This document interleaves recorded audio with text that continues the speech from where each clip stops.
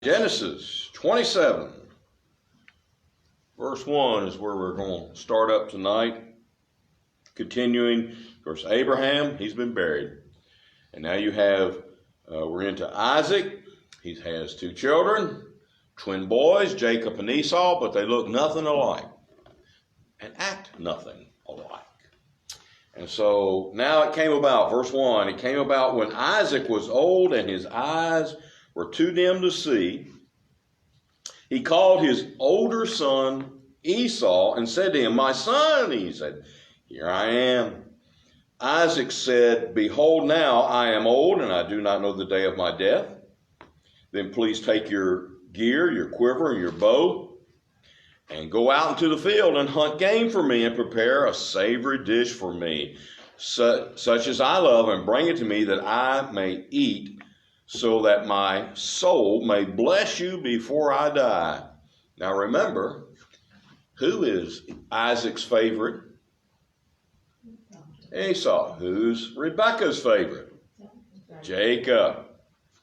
Jacob's name means really in Hebrew heel catcher, because he was born holding on to Esau's heel. But it can also be translated as trickster or deceiver. Notice who is really the deceiver in the next few verses.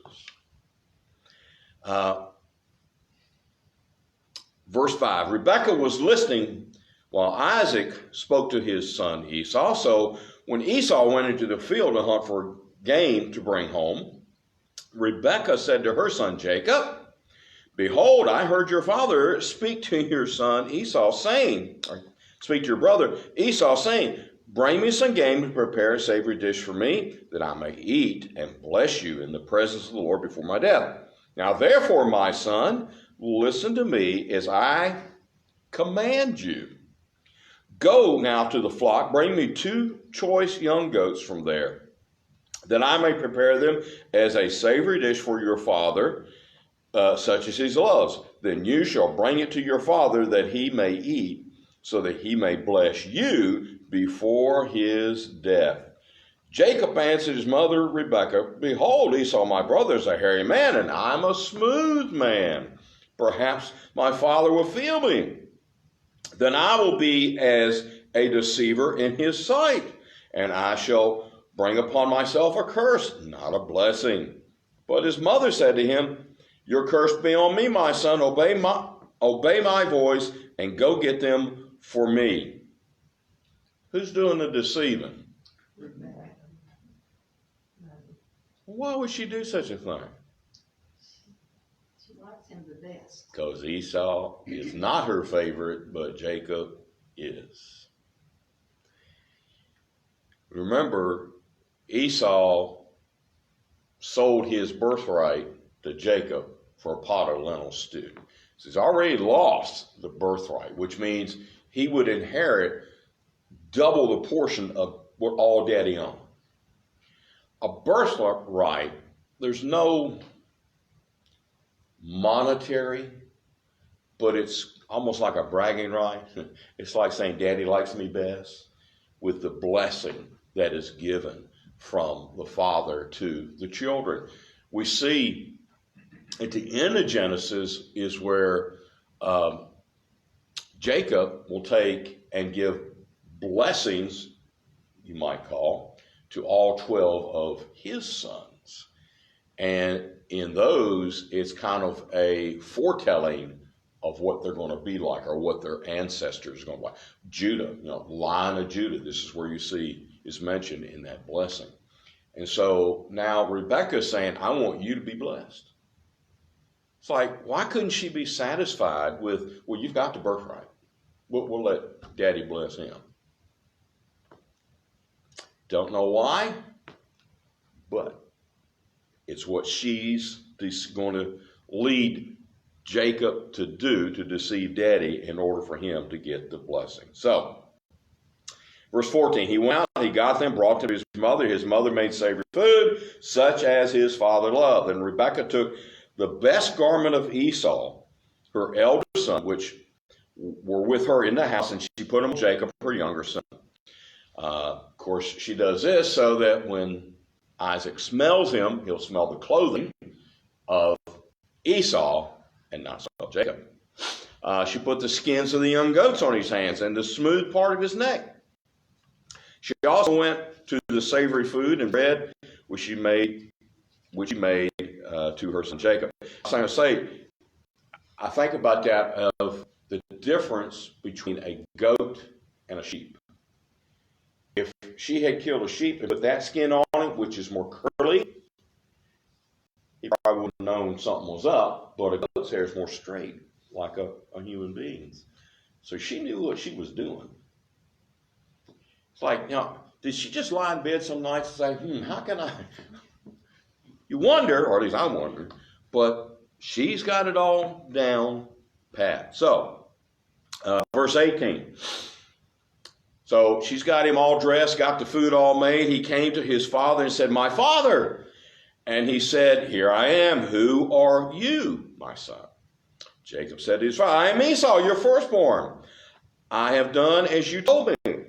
Get up, please, sit and eat of my game that you may bless me." Isaac said to his son, "How did you have it so quickly, my son?" He said, "Because the Lord your God caused it to happen."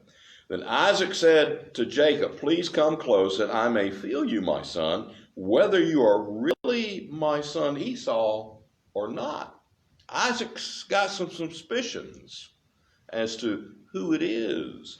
Now, if you have a brother, I had a couple of brothers, and Terry does. Do you sound the same? You might be close, but there's going to be some difference. Even I know twins, they can sound awful daggone close. Usually, maybe it's a couple of words, or they've got something they like to say. There's a difference. Isaac's picked up on it, and they say when you lose one of your senses, the rest of them get enhanced. So he's not deaf yet, but he's probably got cataracts or something that's caused his eyes to go blind. So verse 22, Jacob came close to Isaac, his father. He felt him and said, "The voice is the voice of Jacob, but the hands were the hands of Esau." So the old goat skins worked. That's what I need. He did not recognize him because his hands were hairy, like his brother Esau's hands. So he blessed him. He said, "Are you really my son Esau?" He said, "I am." So he said, "Bring it to me. I will eat of my son's game that I may bless you." Brought it to him. He ate. He also brought him wine, and he drank. Then his father Isaac said to him, "Please come close and kiss me, my son." So he came close and he kissed him, and when he smelled the smell of his garments, he blessed him and said, "I see the smell of my son is like the smell of the field which the Lord has blessed. Now, may God give you of the dew of the heaven and of the fatness of the earth and an abundance of grain and new wine. May people serve you and nations bow down to you. Be master of your brothers, and may your mother's sons bow down to you. Cursed be those who curse you, and blessed be those who bless you." So that is the blessing that Isaac has now given to who he thinks is Esau, but is really Jacob. Like I said, it's kind of more like a bragging right. Well, Daddy has, blessed me. Life's going to go wonderful for me, not for you, nanny, nanny, boo-boo. But of course, Isaac thinks this is his eldest, that it is Esau. Verse 30, it came about, as soon as Isaac had finished blessing Jacob, Jacob had hardly gone out of the presence from Isaac, his father, that Esau, his brother, came in from his hunting trip all excited. Then he also made savory food, brought it to his father, said to his father, "Let my father rise and eat my son's game, that you may bless me." Isaac, his father, said to him, "Who are you?" He said, "I'm your son, your firstborn Esau." Isaac trembled violently. "Who was he then that hunted game, brought it to me, so that I ate of it before you came and blessed him?" Yes, and he shall be blessed. He had the suspicion. Now he trembles, realizing he was right. He's been deceived. Verse 34, Esau heard the words of his father. He cried out with exceeding great bitter cry and said to his father, bless me even also, O my father. He said, your brother came deceitfully and has taken away your blessing. Your blessing. Can he bless it? Sure, but he's not going to get the same blessing. Then he said, is he not rightly named Jacob, deceiver? For he has supplanted me these 2 times. He took away my birthright, and behold, now he's taken away my blessings. And he said, have you not reserved a blessing for me? Now, did Jacob take away Esau's birthright? No. Esau didn't care about it, or at least that was the attitude. He sold it for a cup of stew. But now he's saying, Dad, he took that. It's like they had an arm wrestling match and Esau lost, and so Jacob won or got the birthright. Verse 37, Isaac replied to Esau, behold, I have made him your master, and all his relatives I have given to him as servants, and with grain and new wine I have sustained him. Now as for you, then what can I do, my son? Esau said to his father, do you have only one blessing, my father? Bless me, even me also, O my father. So Esau lifted up his voice and wept. And Isaac his father answered and said, behold, away from the fertility of the earth shall be your dwelling, away from the dew of heaven from above. By your sword you shall live, and your brother you shall serve.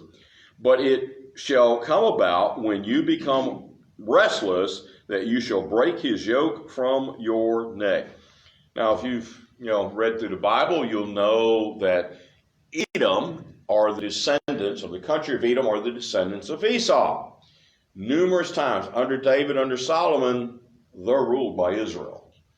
But there comes a time where they do break away. A couple times they break away, Israel will recapture, and they never destroy them totally, but they a lot of times have to pay tribute, or they make them Israel's servants or something along that line.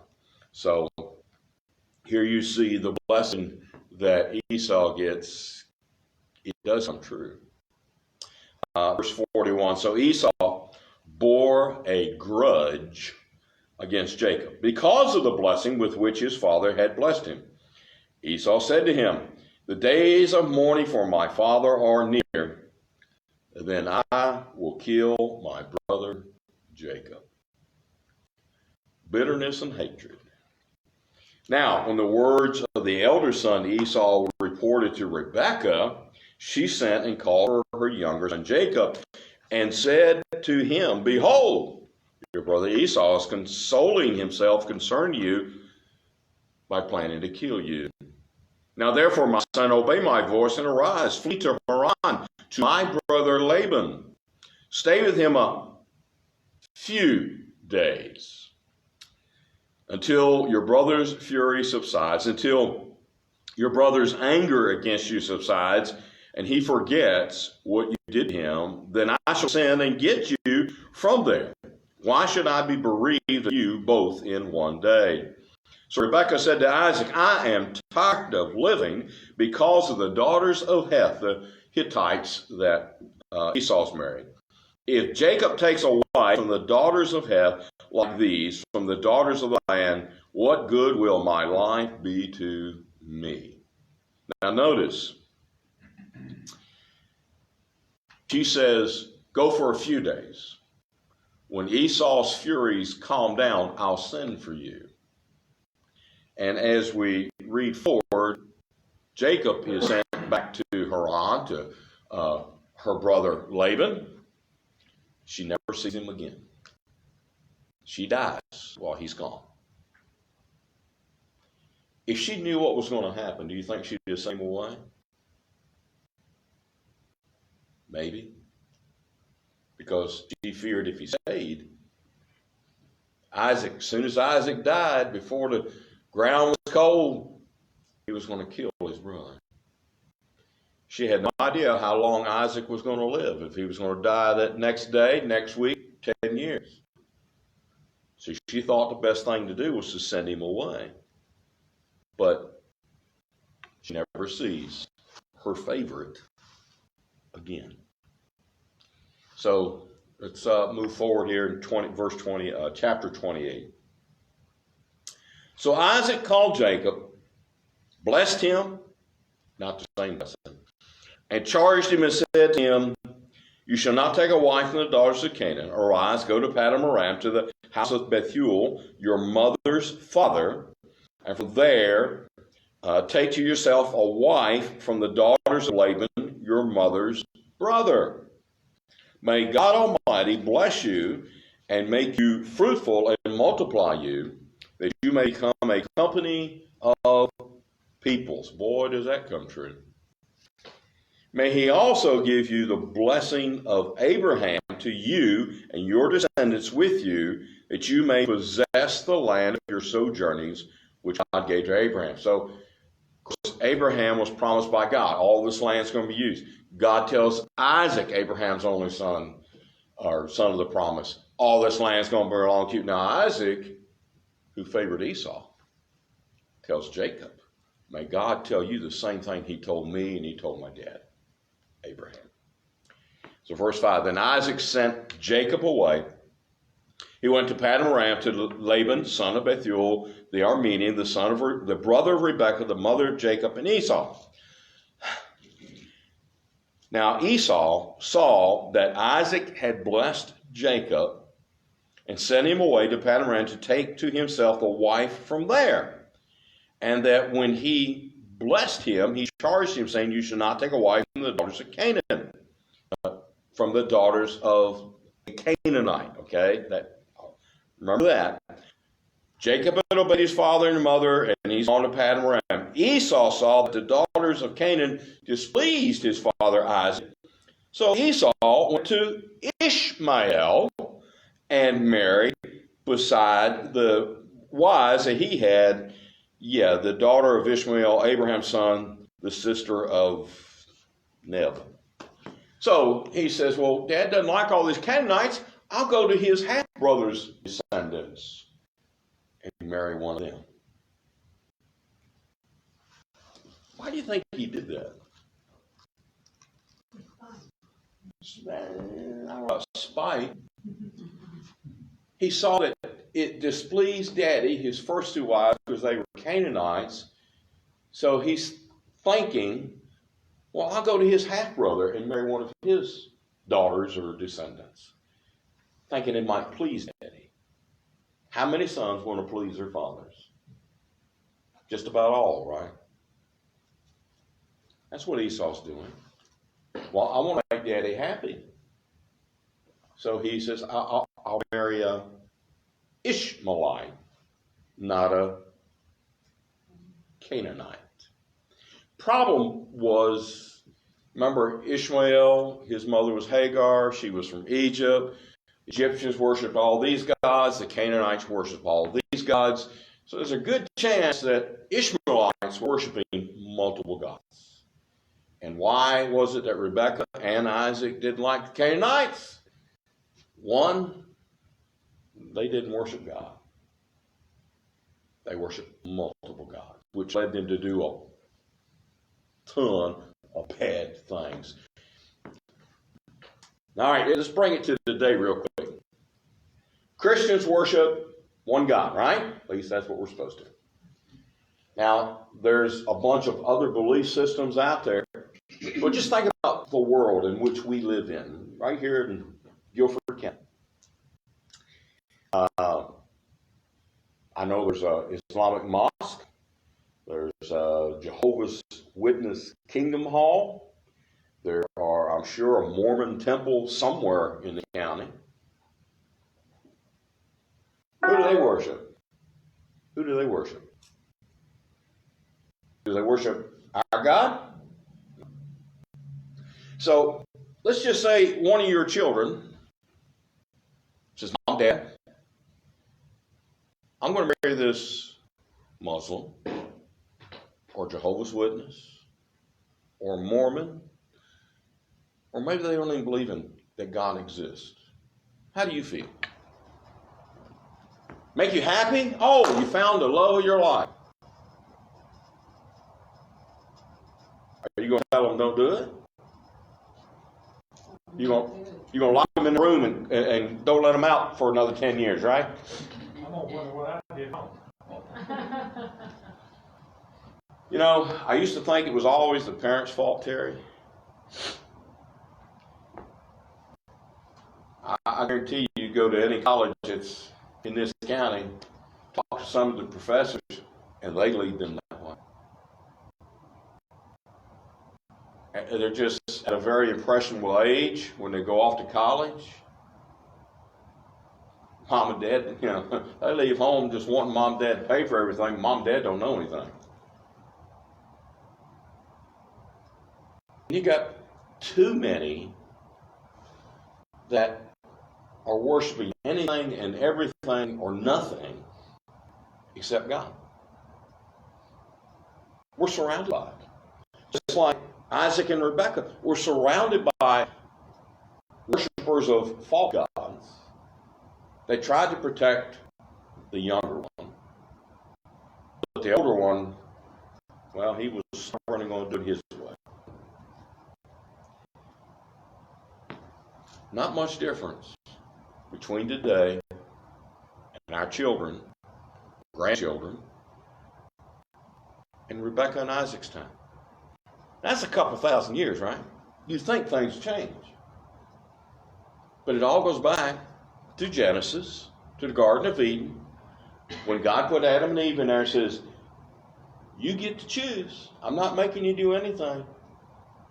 You can eat all this, just don't touch that one. But they chose to do what God said not to. And we see it over and over and over and over. And we're all guilty, right? We do what God says not to. Maybe not on a daily basis, but we've done it, and we'll slip up again. And that's where you see Esau. He's not doing what God said to do. All right, maybe I can finish this chapter real quick. We see Jacob's dream at Bethel, beginning at verse 10. Maybe you know it as Jacob's ladder. It says, Jacob departed from Beersheba, went towards Haran. He came to a certain place and spent the night there because the sun had set, and he took one of the stones of the place, put it under his head, and lay down on that place. I cannot imagine sleeping with my head on a stone. Whew!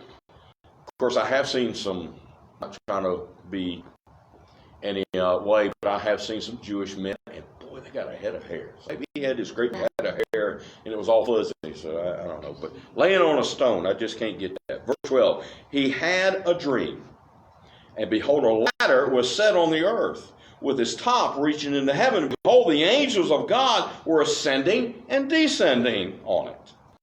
And behold, the Lord stood above it and said, I am the Lord, the God of your father Abraham, the God of Isaac. The land in which you lie, I will give it to you and to your descendants. So what Isaac told Jacob, may it happen, happens. God says this is going to be your land. 14, your descendants shall be like the dust of the earth, and you shall spread out to the west and to the east, and to the north and to the south. And in you and in your descendants shall be the families of the earth. Be blessed. Doesn't say just his descendants. Families of the earth. We're blessed because of Jacob. 15, behold, I am with you, and I will keep you wherever you go, and I will bring you back to this land.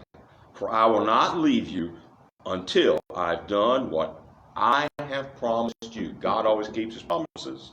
16, Jacob awoke from his sleep and said, surely the Lord is in his place, and he did not know it. He was afraid and said, how awesome is this place?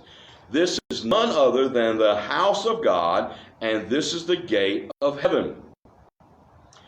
So Jacob arose early in the morning and took the stone that he had put under his head, set it up as a pillow, and poured oil on top of it. Now, this was a part of the custom of anointing something. He called the name of that place Bethel, previously known, the name of the city was Luz. Now, I said before, anytime you see this, it means God. Now, Beth means house in Hebrew, of course. So Bethel means house of God. Bethlehem, ham or him, is bread. It is the house of bread. So you just learned two Hebrew words. Beth, house, El, God. Got that? There will be a quiz next week. All right, 19 or 20. Jacob made a vow saying, if God will be with me and keep me on this journey that I take and will give me food to eat and garments to wear, and I return to my father's house in safety, then the Lord will be my God. Isn't that kind of like tit for tat? Well, I'll do this if you do that. God has a plan. We can't change God's plan. 22, the stone which I have set up as a pillar will be God's house, and of all that you give me, I will surely give a tenth to you. So he makes a promise also to God that he will give a tenth, as Abraham had done, back to the Lord, whatever God gives. I'm sure there were times in Jacob's life that he didn't think God was with him, but God always keeps his promises. He never will leave us or forsake us. We see that in the New Testament, but that's essentially what he's told Jacob. He says, I'll always be with you until I complete what I've promised to do, give you this land. And though Jacob never owns the land, he does, of course, come back to it. It's through his descendants. Now, the key part there for me is that God says, not you and your descendants are going to be blessed, but that through you, basically, as he told Abraham, the nations will be blessed. People will be blessed. We're blessed. We're blessed because it all comes not by genetics, but by faith. Questions? Read ahead. Maybe you'll have some next time. We will meet next week. In 2 weeks, stay home. Unless one of the deacons wants to step up and teach.